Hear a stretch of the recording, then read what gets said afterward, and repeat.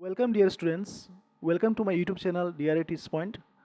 মই ছাৰ দিৱাকৰ মই মোৰ চেনেল DRA Teach Point লৈ তোমাক স্বাগতম জনাইছোঁ। আজি মই তোমাৰ বাবে এটা নতুন ভিডিঅ' লৈ আহিছোঁ যিটো হৈছে তোমাৰ নৱম শ্ৰেণীৰ গণিত বিষয়ৰ এছামিছ মিডিয়ামৰ ছাত্ৰ ছাত্ৰীসকলৰ বাবে হয় এই ভিডিঅ'খন।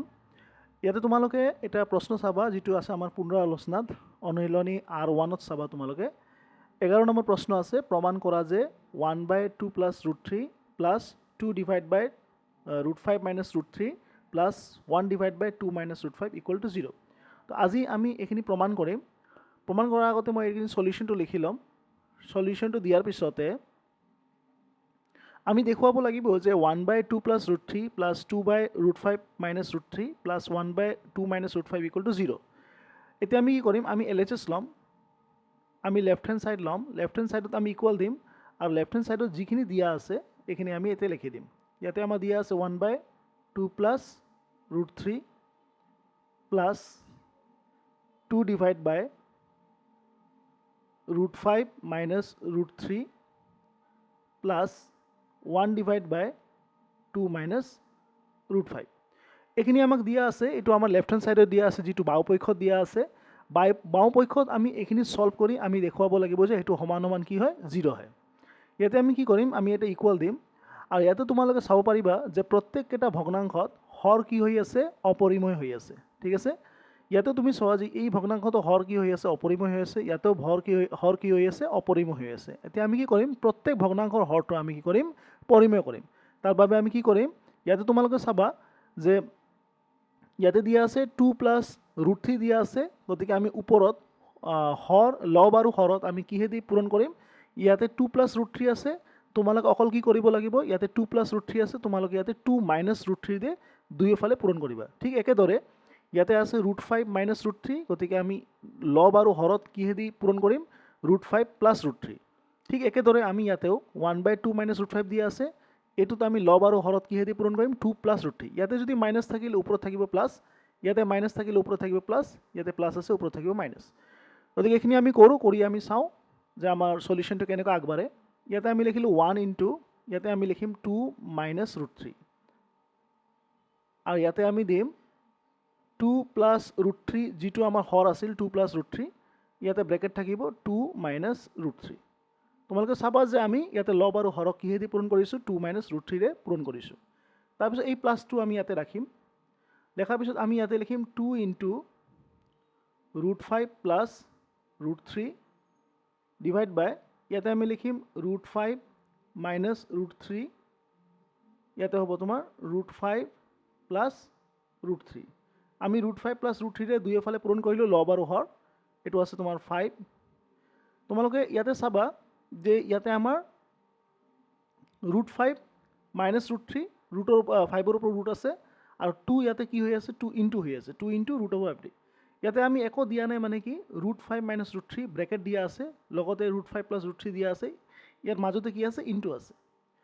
ঠিক একেদৰে আমি ইয়াতেও লিখিম, ইয়াতেও আমি হৰটো কি কৰিম পৰিমেয় কৰাৰ কাৰণে আমি যত্ন ল'ম। ইয়াতে আমি কৰিম 1 ইনটু কি লিখিম 2 + √5 আৰু ইয়াতে আমি কি লিখিম 2 - √5, ইয়াতে আমি লিখিম 2 + √5।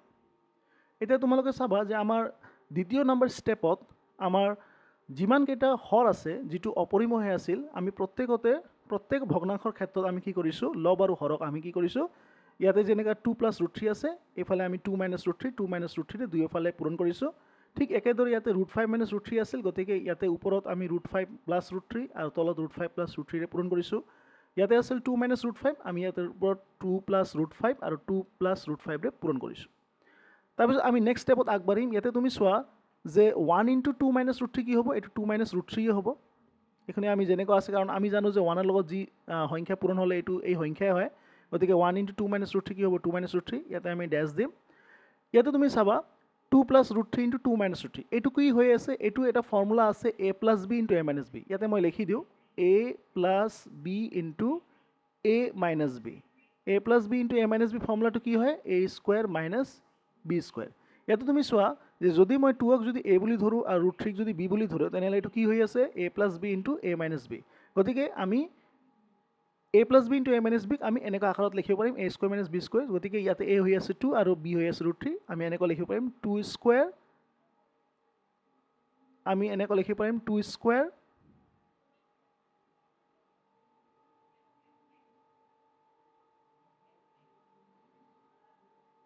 আমি ইয়াতে লিখিব পাৰিম 2 স্কুৱেৰ মাইনাছ এইটো হ'ব √3 হোল স্কুৱেৰ, ঠিক আছে। ইয়াতে আমি প্লাছ দিম আৰু ইয়াতে লিখিম আমি 2 ইনটু √5 প্লাছ √3, এইখিনি আমি যেনেকুৱা আছে এনেকুৱা ইয়াতে আমি পূৰণ কৰি দিব পাৰিম। ইয়াতে আমি লিখিম 2 √5 প্লাছ 2 √3 আমি লিখি দিব পাৰিম, আৰু ইয়াতে আমি কি লিখিম √5 মাইনাছ √3 ইনটু √5 প্লাছ √3, এইটো হ'ব তোমাৰ √5 whole square minus √3 whole square. এইটো কি হৈ আছে তুমি এতিয়ালৈকে তোমালোকে বুজি পাইছা, এইখিনি আমাৰ এই ফৰ্মুলা দ্বাৰা হৈ আছে a plus b into a minus b কি হ'ব a square minus b square, সেইকাৰণে √5 মাইনাছ √3 ইনটু √5 প্লাছ √3 হ'ব √5 whole square minus √3 whole square, plus ইয়াতে আছে 2 প্লাছ √5, 1 ইনটু 2 প্লাছ √5 হ'ব, এইটো 2 প্লাছ √5 হ'ব, আৰু ইয়াতে হ'ব a minus b into a plus b, এইটো হ'ব তোমাৰ a square minus b square. ইয়াতে মই ইকুৱেল দিলোঁ, ইকুৱেল দিয়াৰ পিছতে চোৱা 2 মাইনাছ √3টো আমি লিখিম 2 মাইনাছ √3 যেনেকুৱা আছে এনেকুৱাই লিখিম, তাৰপিছত 2 স্কুৱেৰ কিমান হ'ব, আমি জানো যে 2 স্কুৱেৰ কিমান হয় 2 ইনটু 2, 2 স্কুৱেৰ কিমান হয় 2 স্কুৱেৰ হয় তোমাৰ 2 ইনটু 2, 2 ইনটু 2 মানে কিমান হ'ব 4, 2ৰ বৰ্গ কিমান হ'ব 4 মাইনাছ, এতিয়া চোৱা √3ৰ ওপৰত হোল স্কুৱেৰ আছে না, যদি √3ৰ ওপৰত হোল স্কুৱেৰ আছে তেনেহ'লে আমি এই স্কুৱেৰ আৰু এই ৰুটটো আমি কাটি দিব পাৰিম, ঠিক আছে। √3ৰ ওপৰত যদি হোল স্কুৱেৰ থাকে আমি স্কুৱেৰ আৰু এই ৰুটটো কাটি দিব পাৰিম, আমাৰ ইয়াতে কি থাকিব 3 প্লাছ এইটো হ'ব তোমাৰ 2 √5 প্লাছ 2 √3 হ'ব, আৰু ইয়াতে কিমান হ'ব এইখিনি আমাৰ কাটা যাব আৰু এইখিনি আমি স্কুৱেৰ ৰুটটো কাটি দিব পাৰিম, ইয়াতে হ'ব তোমাৰ 5 মাইনাছ 3, ঠিক একেদৰে ইয়াতে হ'ব তোমাৰ 2 প্লাছ √5 আৰু ইয়াতে কিমান হ'ব 4 মাইনাছ এইখিনি আমি কেনচেল কৰি দিওঁ, এইটো হ'ব 5। তো ইমানলৈকে আশা কৰি আছোঁ তোমালোকে বুজি পাইছা, এইখিনি তোমালোকে নোট ডাউন কৰি ল'বা। ইয়াৰ পিছতে আমি এটা নেক্সট পেজত যাওঁ, নেক্সট পেজত আমি কি কৰিম ইয়াৰ পৰা আমি কণ্টিনিউ কৰিম। তো আমাৰ আছিল 2 মাইনাছ, এতিয়া প্ৰিভিয়াছ পেজত আমি চাব পাৰি আছোঁ আমাৰ কি আছিল 2 মাইনাছ √3 ডিভাইড বাই 4 মাইনাছ 3, চ' 2 মাইনাছ √3 কিমান হ'ব 2 মাইনাছ √3 হ'ব 2 মাইনাছ √3 থাকিব আৰু 4 মাইনাছ 3টো আমি লিখি দিব পাৰিম 1, তো ইয়াতে কি হ'ব ইকুৱেল দি আমি লিখিম 2 মাইনাছ √3 ডিভাইড বাই কিমান হ'ব 1, তুমি চাব পাৰি আছে 2 মাইনাছ √3 বাই 4 মাইনাছ 3 কিমান হ'ব 4 মাইনাছ 3 হ'ব 1, ওপৰত লিখিম আমি 2 মাইনাছ √3 ডিভাইড বাই 1।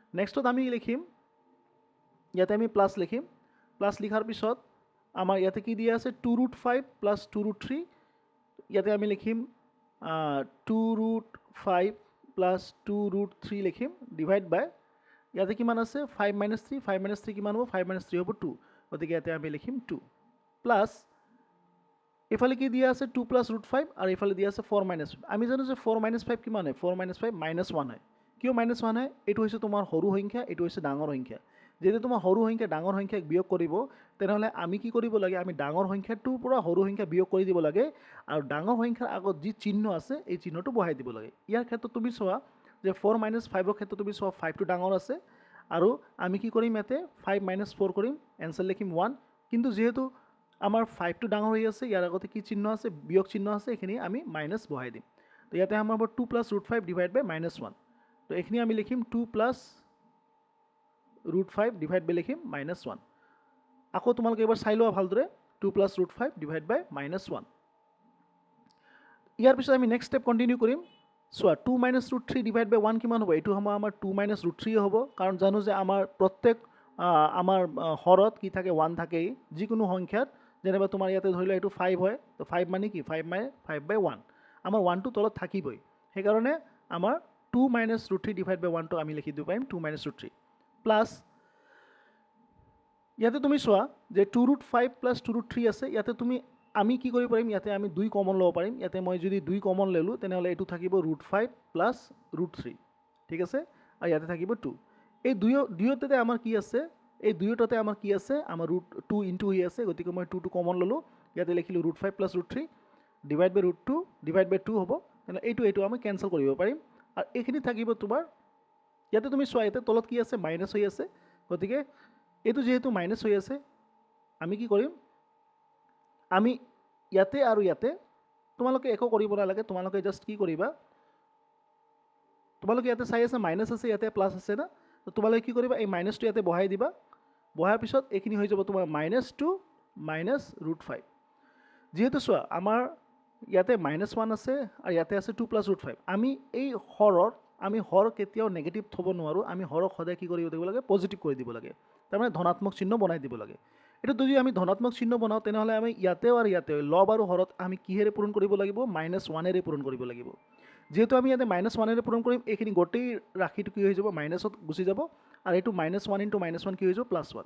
চ' মই কি কৰিছোঁ, মই ইমান বেছি মাথা মাৰা নাই। মই কি কৰিছোঁ, ইয়াতে মাইনাছ আছে, এই মাইনাছটো এই প্লাছটো মই ইয়াতে গুচাই দিছোঁ, মাইনাছটো ইয়াতে লিখিছোঁ, আহি পেলাই -2 মাইনাছ √5।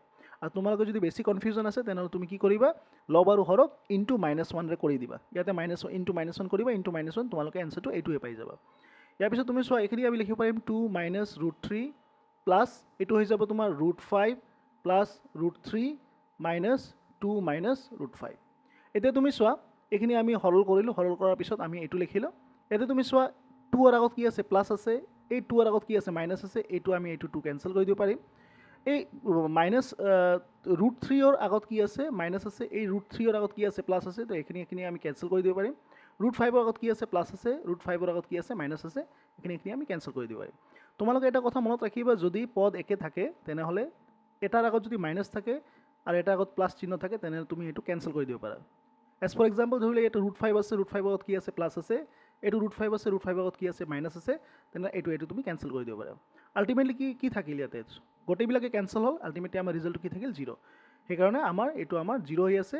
আৰু ইয়াতে আমি জানো যে 0 আমাক কি কৰিব দিছিল, প্ৰমাণ কৰিব দিছিল। তোমালোকে এইটো চাওঁ, প্ৰমাণ কৰিব দিছিল। গতিকে ইয়াতে 0 আমি প্ৰমাণ কৰিব দিছিল, সেইখিনি আমাৰ লেফ্ট হেণ্ড ছাইড আছিল, লেফ্ট হেণ্ড ছাইডলৈ আমি প্ৰচিড কৰিছিলোঁ। আমি কি পাইছোঁ, ৰাইট হেণ্ড ছাইড পাইছোঁ।